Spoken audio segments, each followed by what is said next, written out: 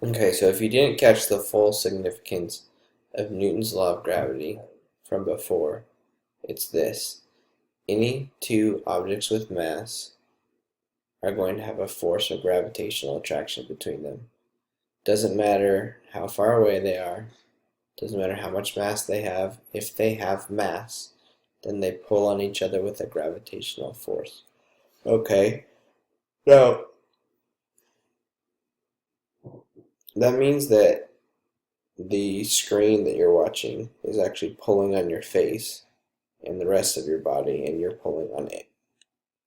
Okay, just like your refrigerator, the car, the table, whatever is pulling on you with a gravitational force. Okay, and so the question is, well, why can't we feel that? Why can't we feel that force? And it comes down to, as we mentioned before, that g is such a small number, 6.67 times 10 to the negative 11th. A very, very, very tiny number. Okay, so it would be helpful to do an example. If you have two people of kind of slightly average, maybe below average mass, okay, they're standing about a half meter apart, okay, and the question is, well, what gravitational force do they exert? Well, the force would be equal to 6.67 times 10 to the negative 11th times the mass of one times the mass of another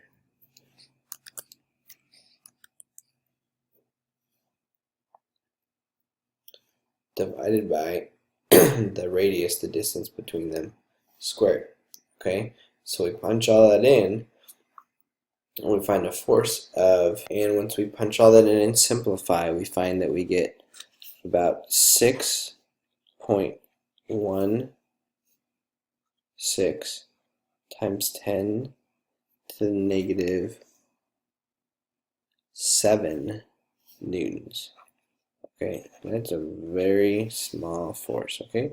So it kind of makes sense that you wouldn't feel it because it's, I mean, that's negligible. It's essentially zero force, okay? Considering that this person with a mass of 55 kilograms would have a weight of about 550 newtons, and they would feel the ground pushing up on them with 550 newtons.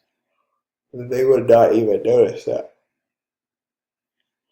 Okay, let me give you a chance to practice one of these now.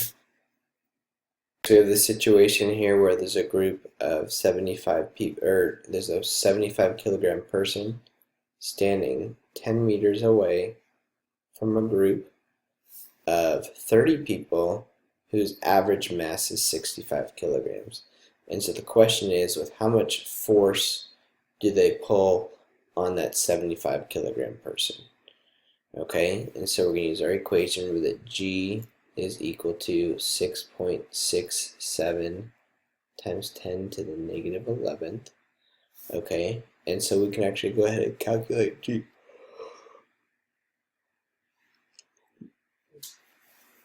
So go ahead, sorry, not calculate G. Go ahead and find the amount of force experienced by that person. Alright, so what you hopefully did, we'll leave G to the end. The mass of the first person is 75 kilograms. The mass of the other people is 30 times 65, and this is all divided by 10 meters squared. Remember that G is equal to that 6.67 times 10 to the negative 11th. Alright, so we get a force here of about 9.8 times 10 to the negative 8 newtons.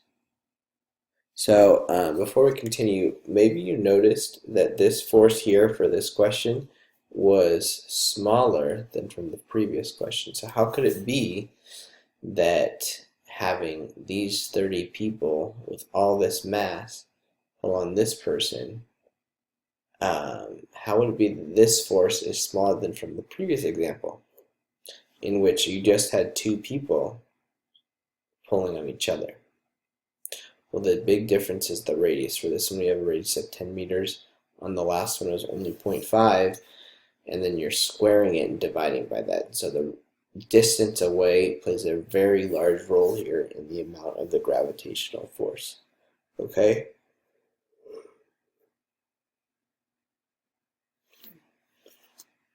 So the next question would be, if the force on the 75 kilogram person is 9.8 times 10 to the negative 8th newtons, what would it be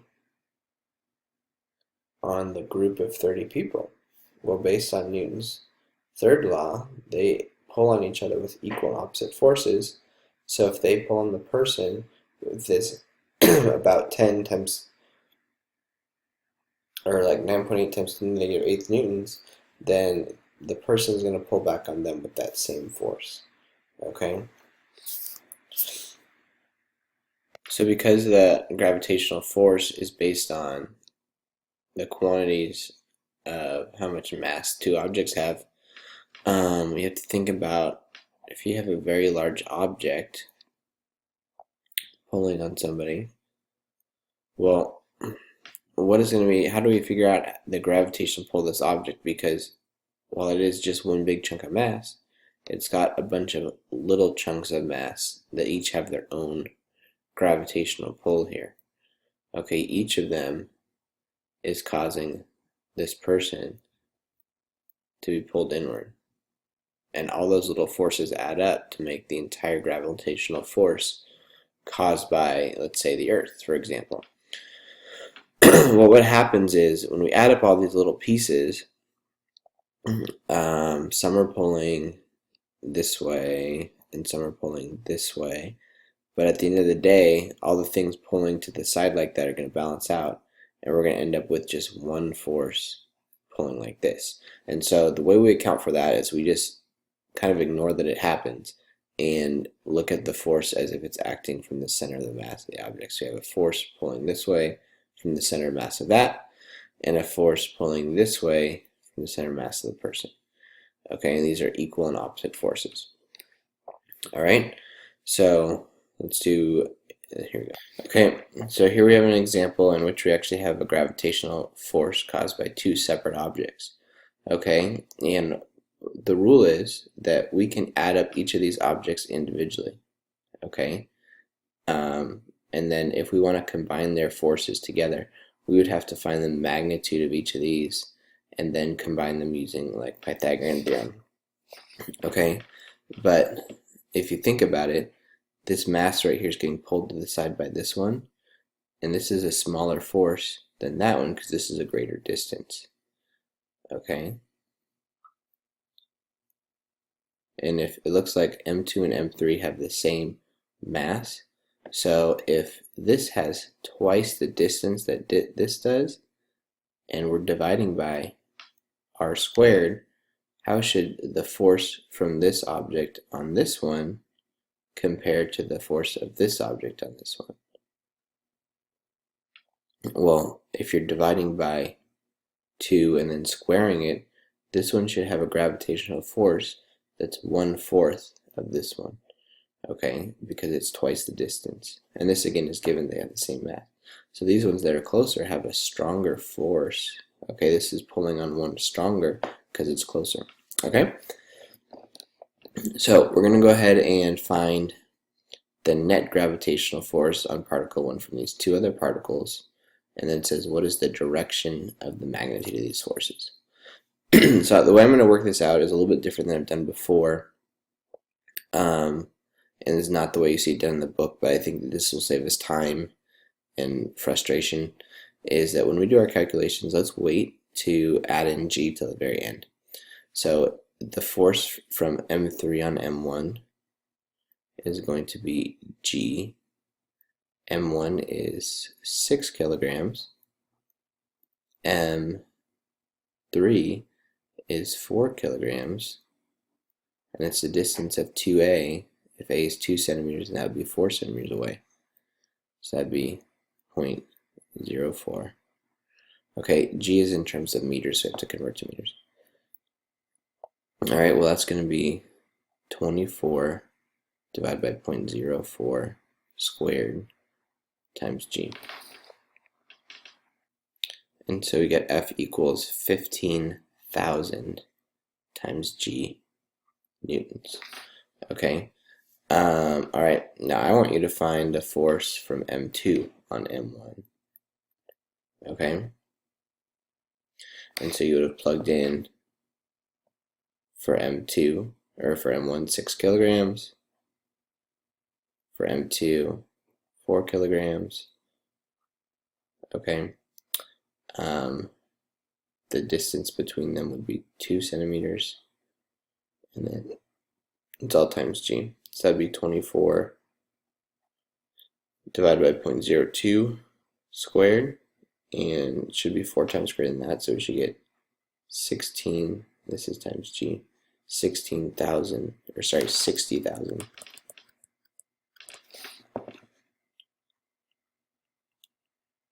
newtons times g. Okay.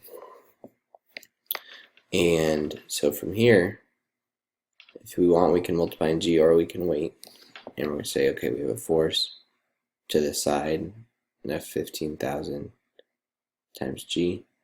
We have a force upward of 60,000 times g.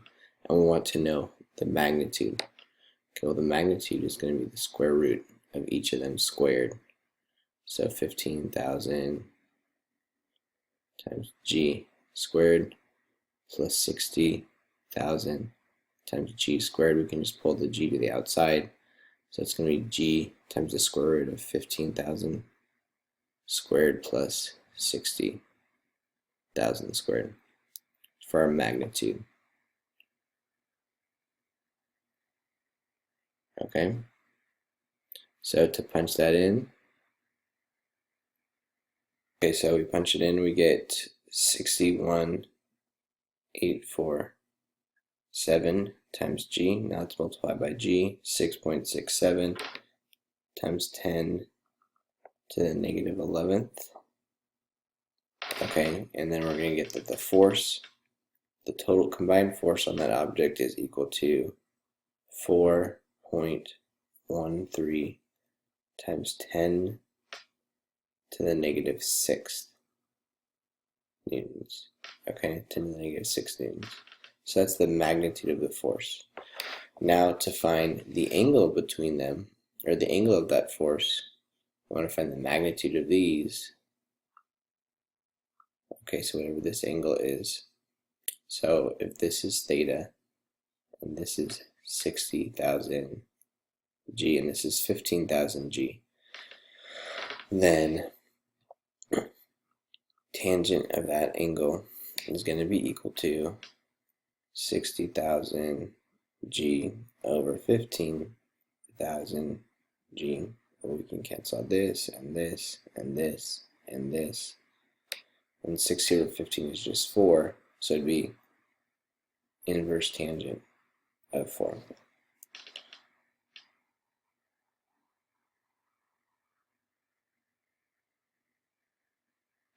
And that's going to give us about 76 degrees, okay, for our angle. So the angle would be 76 degrees above negative x.